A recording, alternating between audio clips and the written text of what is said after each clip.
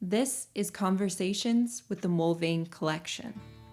Today we consider Yellow Roses, an oil-on-canvas painting by Emil Carlson, painted in the late 1800s. The work was donated to the Mulvane Art Museum by Catherine Merchant in 1972.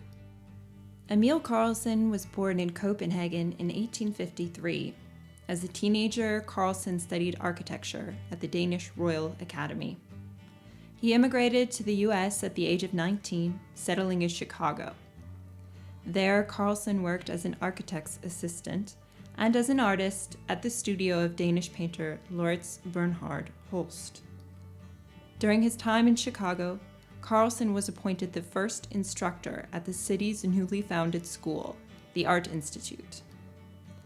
In 1875, he returned briefly to Denmark and visited Paris, where he was first exposed to the still-life paintings of 18th century artist Jean-Baptiste Simeon Chardin, whose work was experiencing a revival in Paris.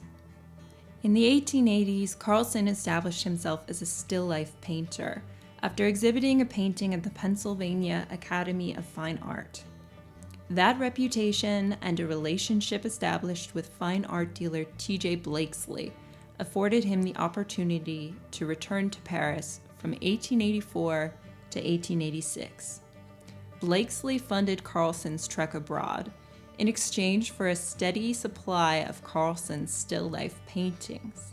In the years that Carlson stayed in Paris, he produced many brilliantly colored still-life works that demonstrate the artist's interest in Chardin. Indeed, Carlson was living near the famous French art museum, the Louvre, and would often go to the museum to study Chardin's paintings. Most of the works Carlson created from 1884 to 1886 for the art dealer depicted roses arranged in a ceramic vase on a tabletop against a monochromatic background. Yellow Roses in the Mulvane Art Museum permanent collection is the type of still-life painting Carlson sent to T.J. Blakesley and sold in abundance to American collectors.